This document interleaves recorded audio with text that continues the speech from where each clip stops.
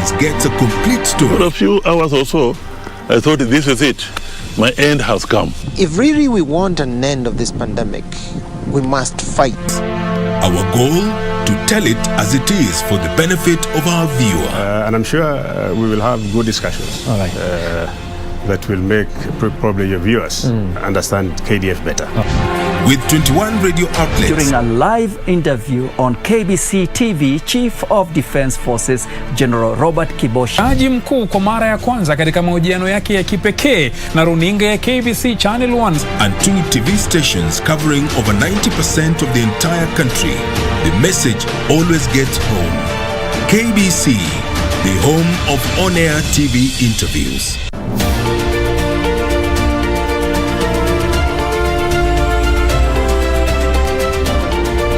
This snake has no venom, but it's clearly not harmless because it's a python and it's incredibly strong. Those are devils. They need to be killed. So I said, no, I think they need their life.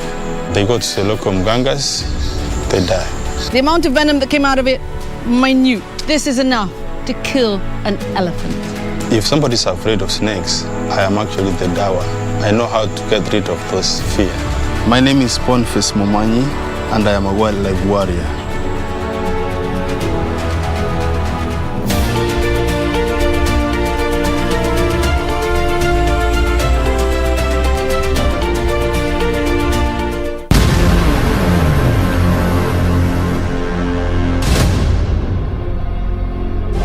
Wanted to fight. You should have brought more men. There are whispers of a Hebrew with great strength. It is a story for slaves, nothing more. I want you to investigate this. You find me the secret of his power. My Delilah. Who's this God who gives you such strength? 3 vows were bestowed upon me. No wine. No touching the dead, no cutting of my hair.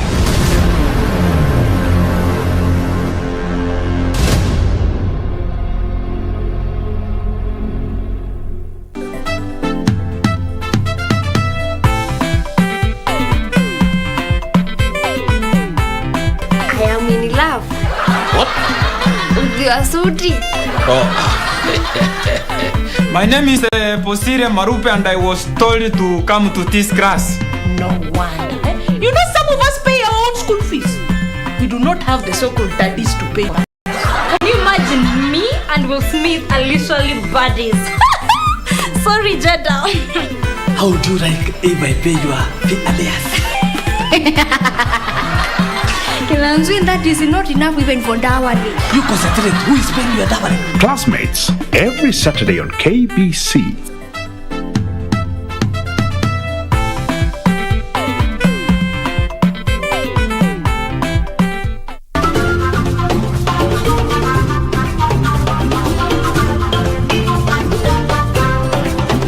Wiki hii kwenye Mkulima tutaangazia ufugaji wa ng'ombe wa maziwa. Mara mingi utakuta wakulima wana pool matiti.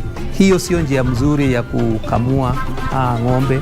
Utakuwa unaumiza matiti ya ng'ombe na ng'ombe inaweza pata mastitis, ugonjwa wa mastitis.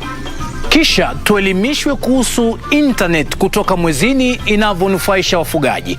Kwa saizi lengo yangu ni kusema kwamba nataka itumiwe na wale ambao wako na nia ya kufanya agriculture, that is one.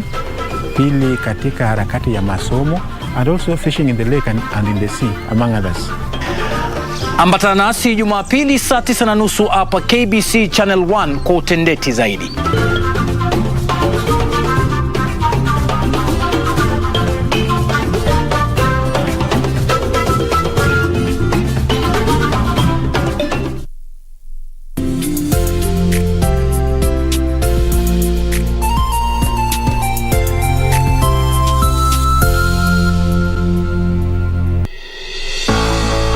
The coastal region is a construction site, literally. From highways and byways to ports and shiny roads, the evidence is there to be seen and to be touched. But what are the economic benefits of all these projects? Better connectivity, more efficient roads, give people an opportunity to actually acquire land away from busy commercial center and go to areas where land is cheaper and therefore use the excess money to invest into productive activities.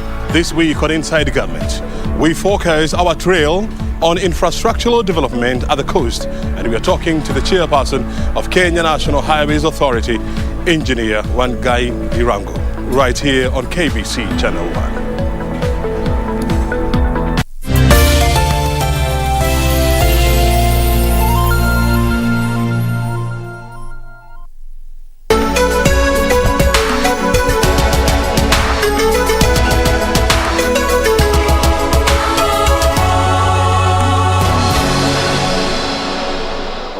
Said, you will come back home.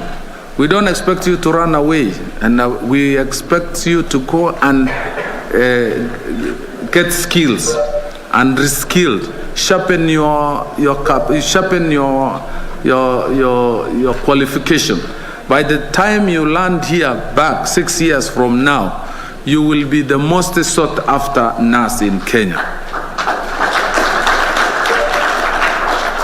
Everybody will be looking up to you, and all our facilities will be chasing you around, because you are coming with experience, we are coming with knowledge, you are coming with international exposure. So all the facilities will be looking up to you, and that is why we went out of our way to ensure that we first.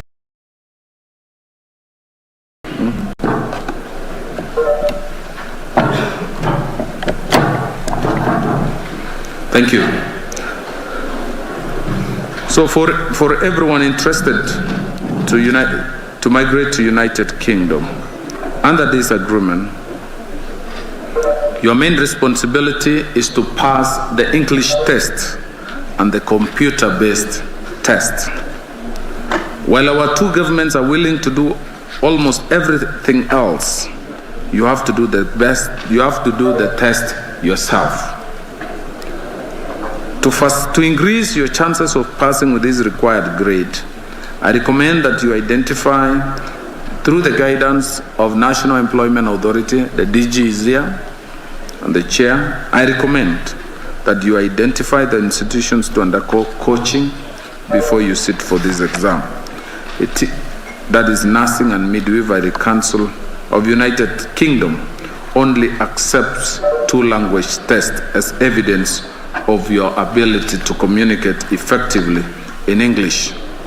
These are International English Language Test and Academic and Occupational English Test, OET, which is more related to your profession.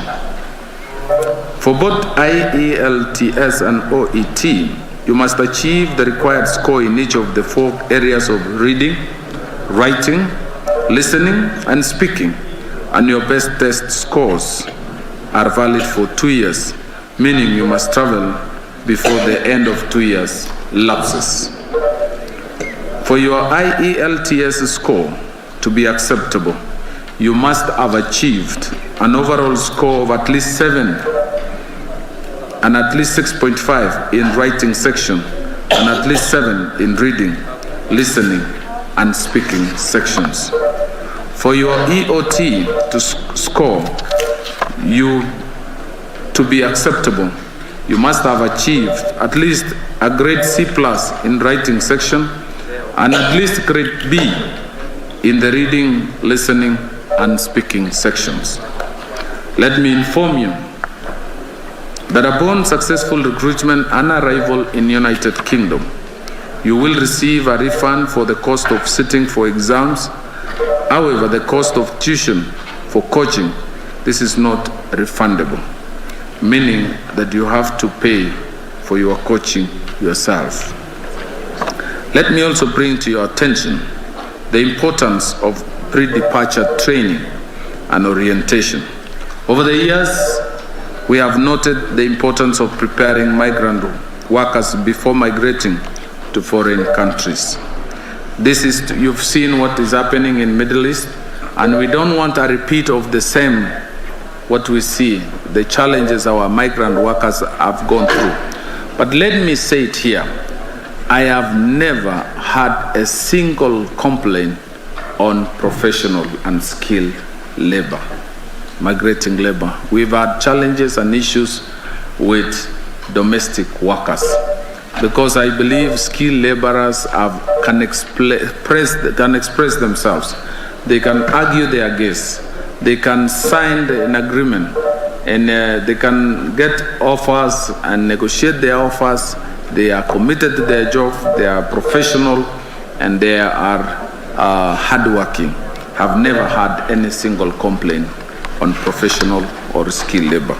So it's my expectation that equally, you, the nurses migrating to UK, will not let us down. So let me bring to your attention the importance of that pre-departure. Our pre-departure training program will include information on general information on the UK. You need to know the culture, the British culture. For the men, you can this culture of putting on a tie, tucking in your shirt, matching your clothes is a British culture.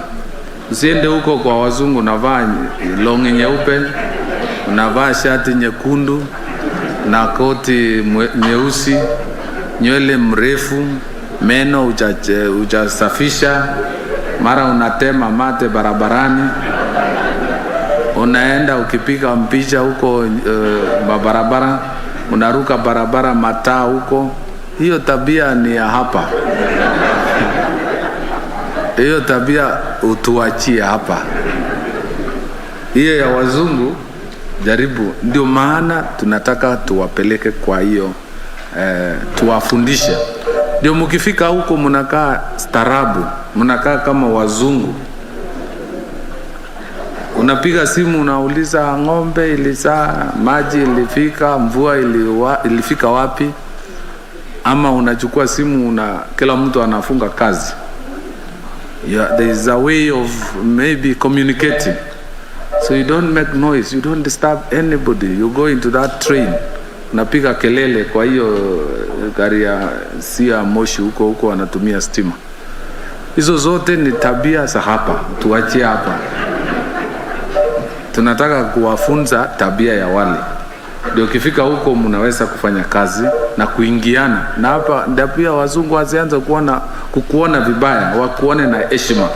So tunataka ukifika huko, you keep time. Same African time, English time and all this. That doesn't exist there.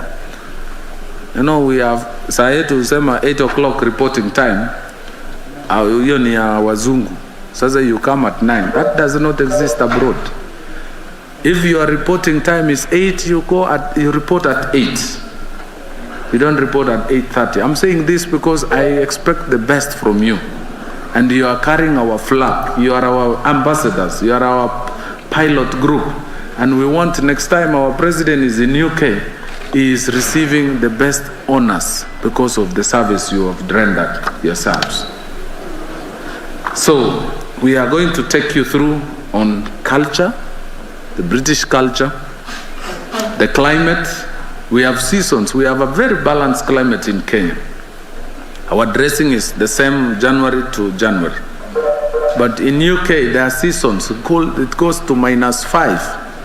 So you must be prepared some days of the year. Mtazamaji, ni sauti ya waziri wa leba Simon Chelugui akizungumza moja kwa moja kutoka taasisi ya Kenya School of Government hapa Nairobi. Ni saa mtazamaji ambapo tunakupakulia dakika takriban 20 ya habari, uchambuzi, maelezo kuhusiana na taarifa ambazo zimegonga vichwa vya habari katika kaunti. Kumbuka mtazamaji, unaweza ukasema nasi kupitia mitandao ya kijamii kwenye Facebook, Twitter na vile vile YouTube at KBC Channel 1, ama usakure kwenye mtandao ama tovuti yetu maridadi kabisa ya www.kbc.co.ke, alafu ufuatilie matangazo haya moja kwa moja. Jina langu Ben Chumba mtazamaji, na tunaanza na taarifa moja kwa moja, ambapo mipango, mtazamaji, inatekelezwa kurejesha hali ya awali ya kaburi la Mekatilili wa Menza. Kaburi hilo, mtazamaji, katika eneo la Ulaya kwa Jele huko Magarini, kaunti ya Kilifi, na ambalo lilikuwa eneo la kihistoria limechakaa. Hatua hiyo ilianzishwa na wazee wa kaya, inanuiwa kuwawezesha watu kujifunza kuhusu marehemu shujaa huyo aliongoza maasi ya jamii ya Wagiriama dhidi ya utawala wa kikoloni wa Uingereza miaka mingi iliyopita.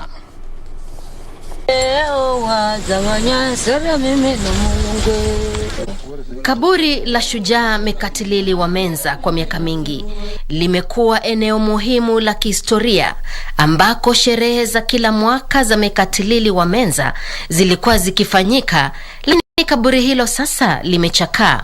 Wazee wa kaya wakiongozwa na mshirikishi wa kitaifa wa wazee wa kaya wa jamii ya Wamijikenda, Suma Nzami Kombe, alisema kuwa familia hiyo imeamua kukarabati kaburi hilo. Wazee hao walikuwa wameandamana na familia ya Menza kuzuru eneo hilo ili kufanya tambiko za kitamaduni. Familia wamekaa vizuri, wakaweza kukaa na wakapanga kuwa atakayetaka heshima ya Mama Mekatilili ni aweze kuja huku Bungale, maanake historia yake ndio iko. Tumekuja, tumeungana na familia, tumeweza kuweka tambiko. Kulikuwa kuna mambo mengi hapo tumeyarekebisha, hususan tunataka ni heshima yake. Kwa hivyo tunaomba serikali ikaweze kututambua na kisha kutambua sehemu hii ambapo amelala huyu mama yetu Mekatilili wa Menza. Tunaomba hata serikali ya kaunti pia ikaweze kututambua kisawasawa. Alphonse Mkare Jefwa, ambaye ni kitukuu wa Mekatilili, alitoa wito wa usaidizi wa serikali kwa juhudi za kutambua eneo hilo. Familia ya Mekatilili inataka kuanzisha wakfu utakaofanikisha kuelimisha, kuhifadhi na kudumisha amani za kifamilia. Shila Yogo nikiripotia Kurunzi Mashinani. Kwingineko, mtazamaji, mbunge wa Lamu Magharibi Stanley Muthama ametoa wito kwa wapigaji kura wawachague viongozi walio na rekodi na sera njema za maendeleo wakati wa uchaguzi mkuu ujao. Akiongea huko Mpeketoni wakati wa hafla ya mazishi, Muthama aliwaonya watu dhidi ya kuwachagua viongozi kwa misingi ya ukabila na utoaji rushwa.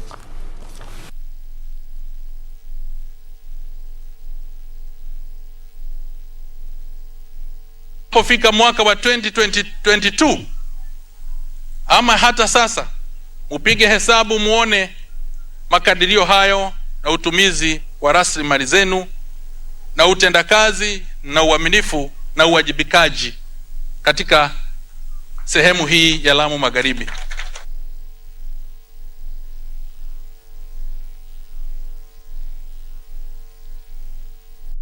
Hali ya ukame na baa la njaa inaendelea kuathiri kaunti ya Wajir, huku wafugaji wakipoteza mifugo wao kutokana na makali ya ukame. Sasa wasamaria wema walijitwika majukumu ya kupunguza makali ya ukame kwa wafugaji na kusambazia chakula